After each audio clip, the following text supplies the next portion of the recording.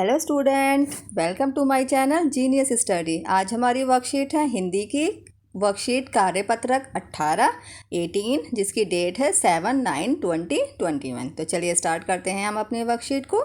प्यारे बच्चों, कृष्णा सोबती द्वारा लिखा गया पाठ बचपन में। अभी तक हमने लेखिका की बचपन में खाने पीने की आदतों एवं शिमला के मॉल रोड के बारे में जाना। चलिए आगे कुछ और भी जानते हैं। ठीक है, चलिए आगे देखते हैं उनके बारे में अब क्या लिखा गया है। हाँ, गाड़ी के मॉडल वाली दुकान के पास एक और ऐसी दुकान थी जो मुझे कभी नहीं भूलती। जो गाड़ी का मॉडल, जहाँ पर ट्रेन का, कालका का और शिमला का ट्रेन का मॉडल था जिस दुकान पे, उसके बराबर में एक दुकान ऐसी थी जो कभी भी लेखिका उसको नहीं भूलती। क्यों नहीं भूलती? यह वह दुकान थी जहाँ मेरा पहला चश्मा बना था। मतलब वहाँ वो चश्मे की दुकान थी जहाँ उनका सबसे पहला जो चश्मा उन्हें बचपन में बना होगा वो उस दुकान पर उनका बना था। ठीक है, वहाँ आँखों के डॉक्टर अंग्रेज़ थे। उस टाइम में अंग्रेज़ जो थे इंडिया में थे और वो डॉक्टर जो थे वो एक अंग्रेज़ थे। शुरू शुरू में चश्मा लगाना बड़ा अटपटा लगा। ओके, जब शुरू शुरू में उन्होंने चश्मा लगाया था तो उन्हें बहुत ज़्यादा वो अटपटा सा लगा। अटपटा मतलब होता है थोड़ा सा अजीब सा लगा। छोटे बड़े मेरे चेहरे की ओर देखते और कहते आंखों में कुछ तकलीफ़ है। जो भी कोई उसके चेहरे को देखता तो वो एकदम से पूछता कि मतलब कुछ प्रॉब्लम तो नहीं हो गई आंखों में आपके, जो मतलब चश्मा लगा रखा है आपने। तो इस उम्र में ऐनक, दूध पिया करो। तो मतलब सब लोग अपने अपने एडवाइस दिया करते थे कि तुम दूध पीना चाहिए ताकि तुम्हारा चश्मा जो है ये हट जाए। मैं डॉक्टर साहिब का कहा दोहरा देती। दोहराना मतलब जो रिपीट करना, जैसे जो डॉक्टर ने उनसे कहा होगा तो वो वही बात रिपीट कर दिया करती थी। कुछ देर पहनोगी तो ऐनक उतर जाएगी। मतलब अगर आप कुछ टाइम तक इसको पहनेंगी तो आपकी ये जो चश्मा है, ये जो ऐनक है, ये आपकी उतर जाएगी और आपका नंबर जो है चश्मे का जो कम होता जा रहा है आँखों का, तो वो भी नॉर्मल हो जाएगा। वैसे डॉक्टर साहिब ने पूरा आश्वासन दिया था। आश्वासन मतलब होता है विश्वास दिलाना, कि मतलब पूरी तरह से उन्हें ये कहा था कि तुम्हें ज़रूर ये चश्मा उतर जाएगा अगर तुम कुछ टाइम के लिए इसे लगाओगे। लेकिन चश्मा तो अब अभी तक नहीं उतरा। नंबर बस कम ही होता रहा। मैं अपने आप इसकी ज़िम्मेदार हूँ। मगर वो बताती हैं कि उनका चश्मा जो है अभी तक भी नहीं उतरा। नंबर बस कम ही कम होता रहा। मतलब कम ही कम मतलब होना कि नंबर जो है उनका गिरता चला गया और ज़्यादा चश्मा की ज़रूरत उन्हें महसूस होने लगी। मैं अपने आप इसकी ज़िम्मेदार हूँ। जब आप दिन की रोशनी को छोड़कर रात में टेबल लैंप के सामने काम करेंगी तो इसके अलावा और क्या होगा?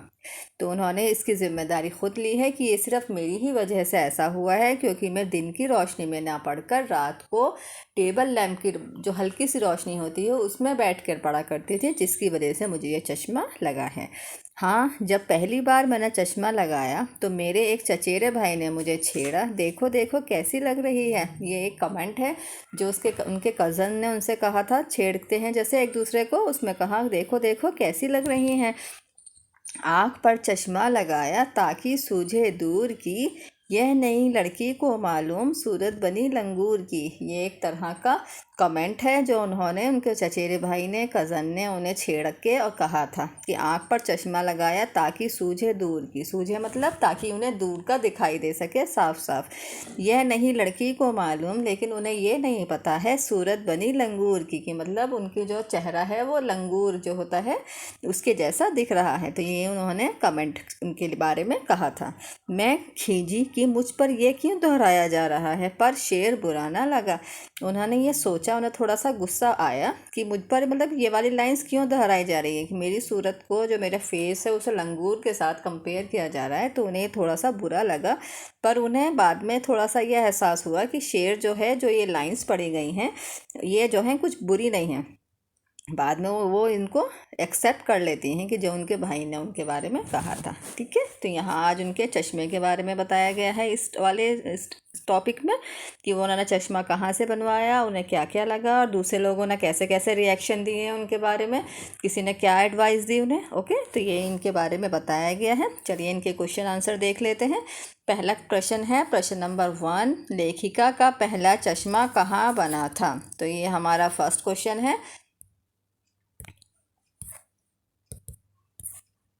यहाँ पर इनका उत्तर दिया हुआ है।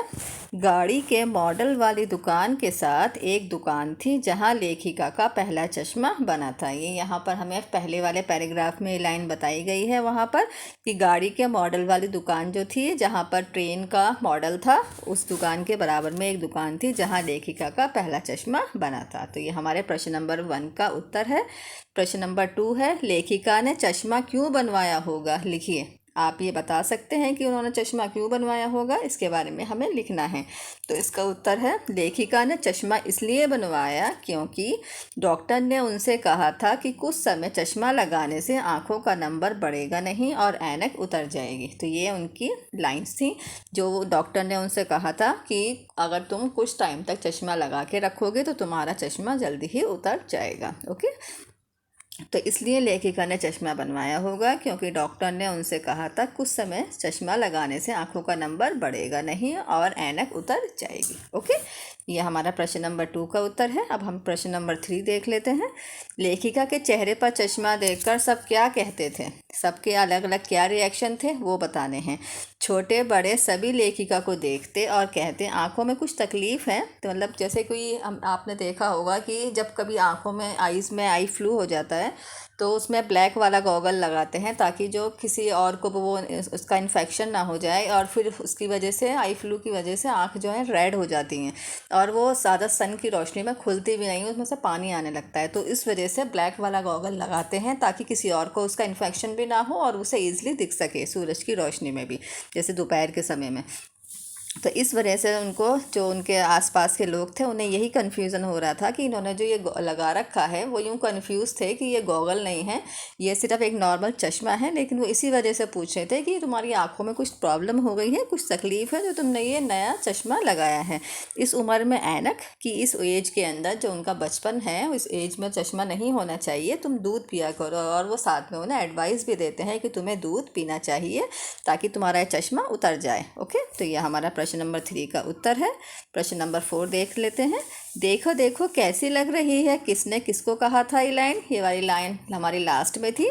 यह वाक्य या यह शब्द लेखिका के चचेरे भाई ने लेखिका से कहे थे, है ना। लेखिका के जो कज़न ब्रदर है उन्होंने ये लाइन उनसे कही थी, देखो देखो कैसी लग रही हैं, है ना। ओके, अब हमारा प्रश्न नंबर 5 है। ऊपर गद्यांश में आए संज्ञा शब्दों को छांट कर लिखिए। संज्ञा शब्द होते हैं जिन्हें कहा जाता है नाउन, मतलब जो किसी का नाम हो, या वो किसी इंसान का भी नाम हो सकता है, किसी जगह का भी, या किसी थिंग का मतलब वस्तु का। तो इनमें से जो नाम इस पैराग्राफ में जितने भी ऐसे वर्ड्स आए हैं वो यहाँ पर हमने छांट के लिखने हैं।